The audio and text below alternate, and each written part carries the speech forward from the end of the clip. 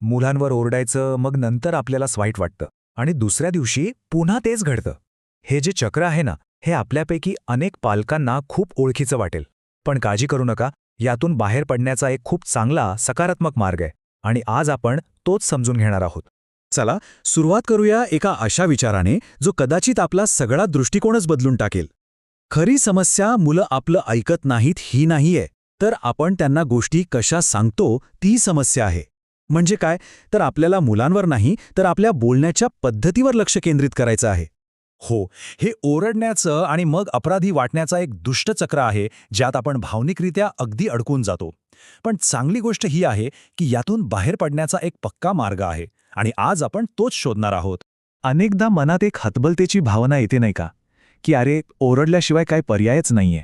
पण एक गोष्ट लक्षात घ्या, ही फक्त एक भावना आहे, हे वास्तव नाही. याच्या पलीकडेही अनेक मार्ग आहेत. मग खरा प्रश्न हा आहे की आपण मुलांना शिस्त लावतोय की त्यांना फक्त घाबरवतोय. या दोन्ही गोष्टींमध्ये जमीन अस्मानाचा फरक आहे आणि त्याचा मुलांच्या मनावर होणारा परिणामही खूप वेगळा असतो. बघा, भीतीमुळे काय होतं, मुलं कदाचित त्या क्षणापुरती शांत होतात, पण ती त्यांच्या चुका लपवायला शिकतात. या उलट शिस्तीमुळे त्यांना नेमकं कळतं की त्यांचं वागणं का चुकीचं होतं. त्यामुळे ते भविष्यासाठी काहीतरी शिकतात आणि आपल्याशी मनाने जोडलेले राहतात. आपलं ध्येय त्यांना शिकवणं आहे, घाबरवणं नाही. तर मग या सकारात्मक पालकत्वाचा पाया काय आहे? एकच पण सगळ्यात महत्त्वाची कल्पना आहे जी सगळं काही बदलू शकते. हेच ते वाक्य आहे, सुधारण्याआधी संपर्क साधा. म्हणजे काय, तर मुलाला त्याची चूक दाखवून देण्याआधी त्या क्षणी त्याला नक्की काय वाटतंय हे समजून घेण्याचा प्रयत्न करा. आधी भावना, मग सुधारणा, हाच या सगळ्याचा पाया आहे.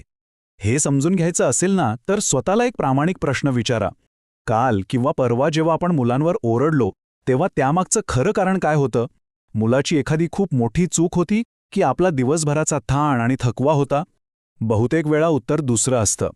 चला तर मग आता त्या प्रत्यक्ष साधनांबद्दल बोलूया, जी घरात शांतता टिकवण्यासाठी आणि मुलांसोबतचं नातं आणखी मजबूत करण्यासाठी आपण आजपासूनच वापरायला सुरुवात करू शकतो.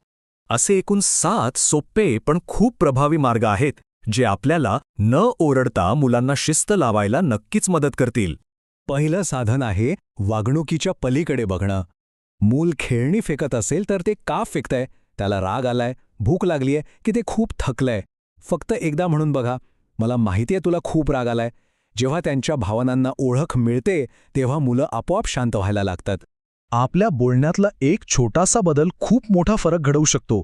जर तू जेवला नाहीस तर टीव्ही नाही, हे कसं धमकीसारखं वाटतं. त्याऐवजी असं म्हणून बघा, जेव्हा तुझं जेवण पूर्ण होईल तेव्हा आपण टीव्ही बघू, हे एक वचन वाटतं आणि त्यामुळे होणारा संघर्ष टळतो. तिसरं साधन आहे पर्याय देणं. लहान मुलांना असं वाटत असतं की सगळं काही त्यांच्या नियंत्रणात असावं. हात शर्ट घाल असा आदेश देण्याऐवजी लाल घालणार की पिवळा असं विचारा. त्यांना निर्णय घेण्याचं स्वातंत्र्य मिळालं की ते जास्त सहकार्य करतात. आणि हे चौथं साधन, हे कदाचित सगळ्यात महत्त्वाचं आहे. जेव्हा राग अगदी डोक्यात जातो तेव्हा कोणतीही प्रतिक्रिया देण्याआधी फक्त 5 सेकंद थांबा. डोळे बंद करा, एक मोठा श्वास घ्या. हे 5 सेकंद ओरडण्याचं चक्र तोडू शकतात. 5वं साधन, नैसर्गिक परिणाम, म्हणजे शिक्षेऐवजी परिणामातून शिकू देणं. समजा मुलं अन्नाशी खेळत असतील तर त्यांना सांगा की जेवणाची वेळ संपली. यानंतर त्यांना जी भूक लागेल तो त्यांच्या कृतीचा नैसर्गिक परिणाम आहे. टीव्ही बंद करण्यासारखी बाहेरून लादलेली शिक्षा नाही. 6वं साधन आहे टायमिंग. आता हे काय आहे, तर रडणाऱ्या किंवा हट्ट करणाऱ्या मुलाला शिक्षा म्हणून दुसऱ्या खोलीत एकटं पाठवण्याऐवजी शांतपणे त्याच्या जवळ जाऊन बसा. याला म्हणतात टायमिंग. तुमची साथ त्यांना सुरक्षित वाटते आणि विश्वास वाढतो, भीती नाही. आणि 7वं साधन आहे बुद्धीचं नाही तर प्रयत्नांचं कौतुक करणं. तू किती हुशार आहेस असं म्हणण्याऐवजी म्हणा, अरे वा, तू हे चित्र पूर्ण करायला खूप मेहनत घेतलीयस. यामुळे मुलांना अपयशी होण्याची भीती वाटत नाही आणि ते नवीन गोष्टी शिकायला कायम उत्साही राहतात.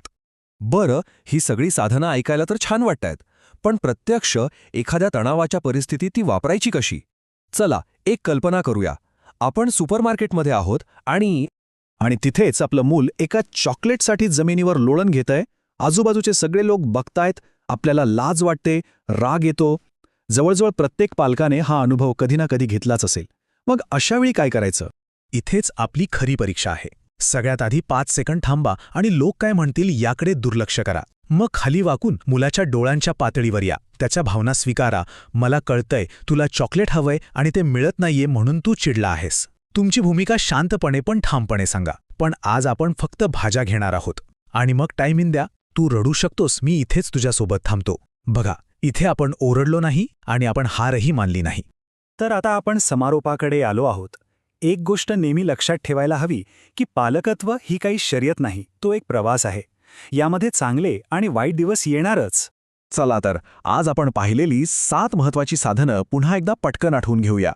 मुलांच्या भावना समजून घेणे, जेव्हा तेव्हा अशी सकारात्मक भाषा वापरणे, त्यांना पर्याय देणे, रागाच्या भरात 5 सेकंद थांबणे, नैसर्गिक परिणामांमधून शिकवणे, टाईम इन देऊन सोबत राहणे आणि त्यांच्या प्रयत्नांची प्रशंसा करणे.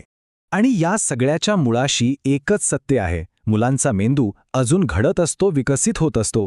ते नेहमीच त्यांच्या भावनांवर नियंत्रण ठेवू शकत नाहीत. त्यांचं चुकीचं वागणं हे खरं तर मदतीसाठी मारलेली एक हाक असते. त्यांना आपल्या ओरडण्याची नाही, तर आपल्या संयमाची आणि मार्गदर्शनाची गरज असते.